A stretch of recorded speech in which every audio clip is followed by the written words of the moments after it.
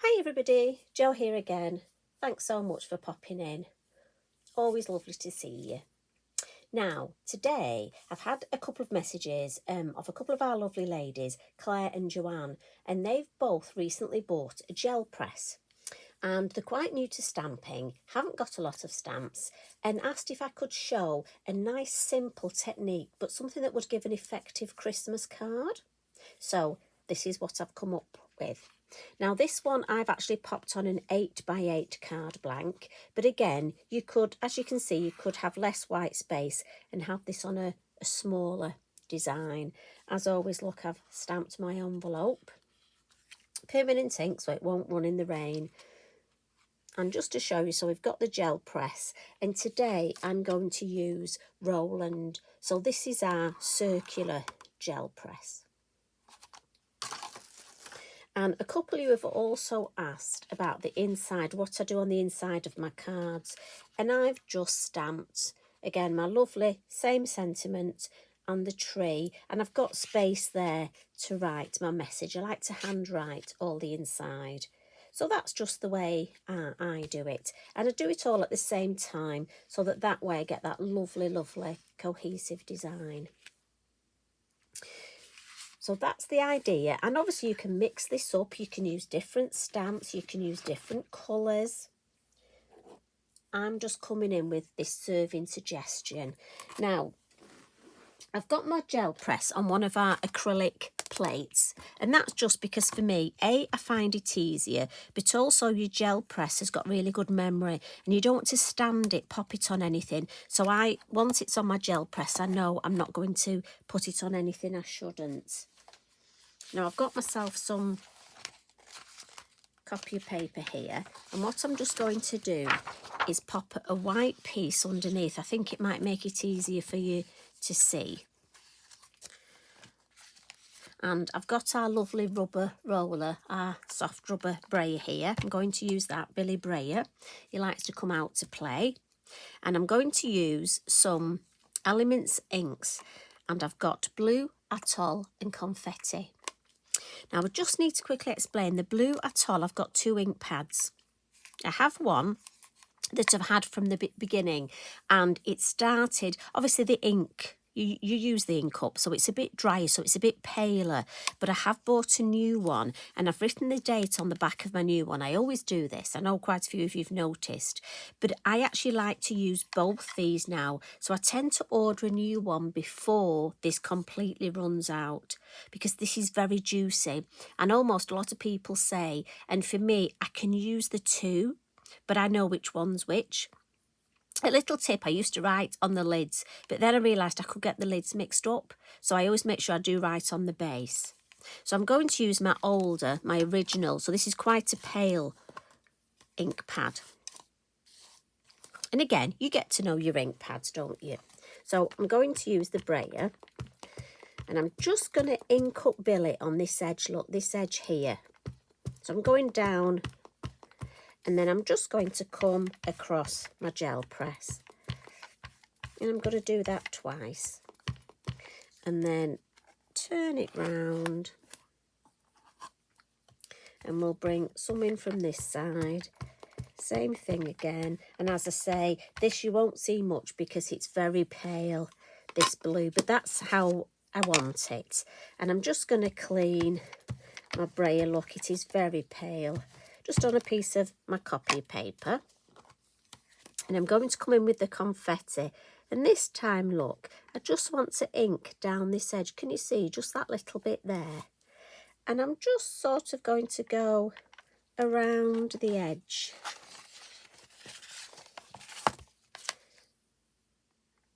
of the circle, get a little bit more, and again, don't get yourself hung up too much on what sort of shape you're going to get.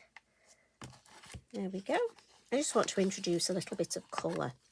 And because I've gone round, what's lovely is when you actually brayer this off, look, if I do it on here, you almost get hills. Now, again, if you had a piece of card, you could stamp your tree on there, make yourself a scene. So instead of using copy paper, you could use a piece of card and you've got yourself another lovely background. So what we're going to do now, I'll just pop that out of the way. I've got my fan brush in a pot of water, just water. Again, don't need a lot of things for this. A couple of colours of ink, look. Our brayer on our gel press. And if you've not used your gel press, and I know a few of you have got in touch and said, you've done what we all do, bought yourself a gel press and kept it in the packet. So now's the time. Come on, get it out. And what we're going to do is I've got my piece of self. I've got some 7x7 multifarious card, look. And for me, I like to lift my gel press up and then I can actually position it, look, on my card, but also I can see what's happening. So I'm just going to pop that down. And if you look, you've got almost the air bubbles. So depending on how much I press this, look, and I love to do this. I just think it's such fun. And again, it will vary how much water you've put on, and that's something you can have a play with. Maybe add more, maybe add less. And then once I've given that a good press, I'm just going to turn it over and lift that off. And look at that. And I just love this design. Now, to clean your gel press, you just take yourself a piece of your copy of paper, lift it off, look, hardly anything there, but that's now clean, ready to go away. But it's amazing how dry this is and ready to stamp on. Now, like I say, you could batch make these if you're doing Christmas cards and maybe change the colours up a bit. Now, I am just going to just very quickly use my heat tool just to make sure it's lovely and dry before we stamp. Now, I've got choices here. And I like to do this just to see. Yeah, I'm going to go with that way. And I've got my lovely Christmas joy tree here. And to keep my colour tones, I'm coming in with the Versafine Clair and the Twilight. I just thought it would look nice with using the blue. I think we tend to go to black all the time, and I think for Christmas. So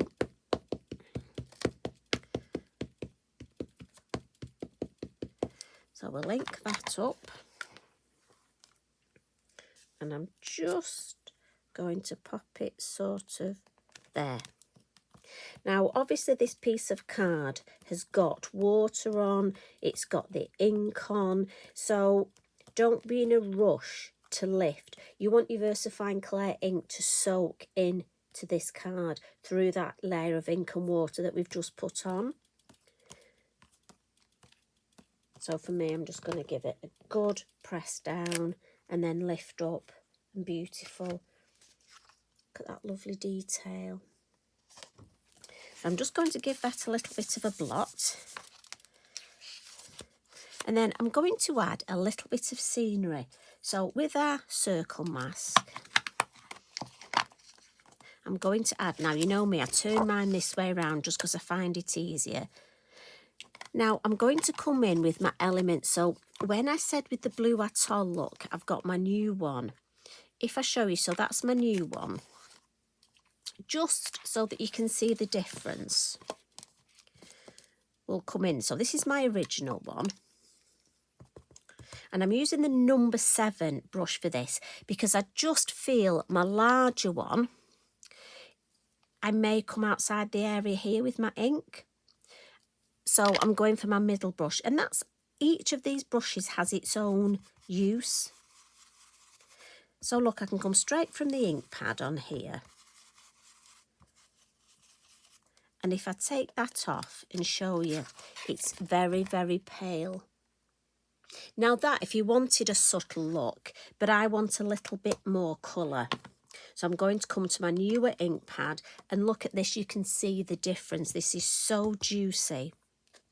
So if I pop this back on, just really good to show you the difference, because a few ladies have asked why I do buy a new ink pad almost just before I need it.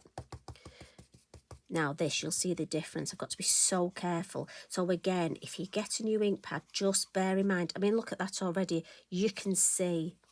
But I want to keep it tone on tone. But by having a new ink pad, I've almost got a deeper tone of that colour. Does that make sense?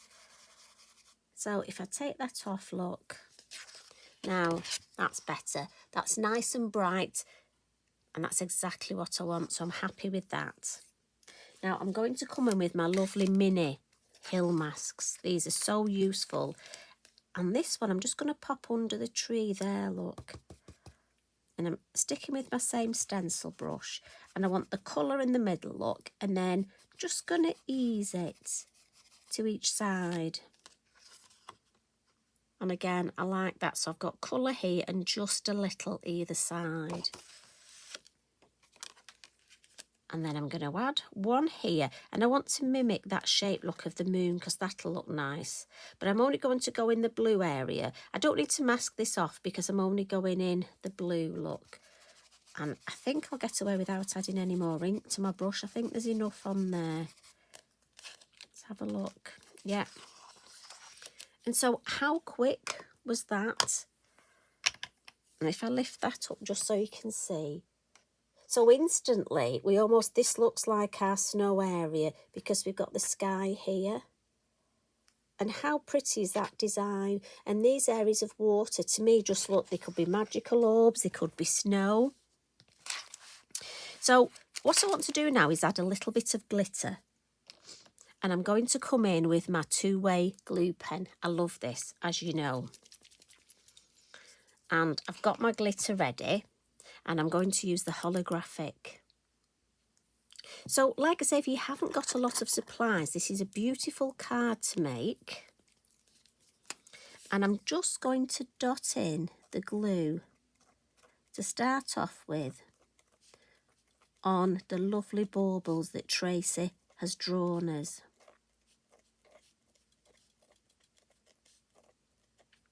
So I'm just going to catch each one of those baubles and then I'm going to add a little bit at the top and then just come and dot in on the ends of our lovely tree here, look. So we've got little dots there, so that's nice. I'm not overdoing the glitter because the Holographic is quite chunky, but I will put a little bit at the base of the tree as well. And I'm going to tip that on, look. Oh, lovely. Cover the whole thing. And then tip it off. I love this bit. Give it a nice pat with a spare brush.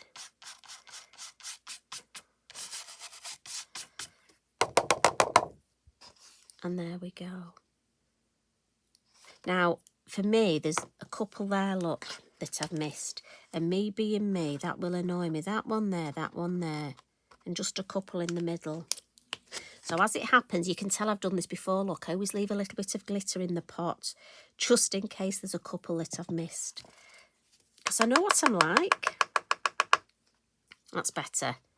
Yeah, that makes me happy, that. So we'll pop this back. And again, there always seems so much. It's magic. There's always more to go back in there. Oh, missed a couple little bits there. That won't do, will it?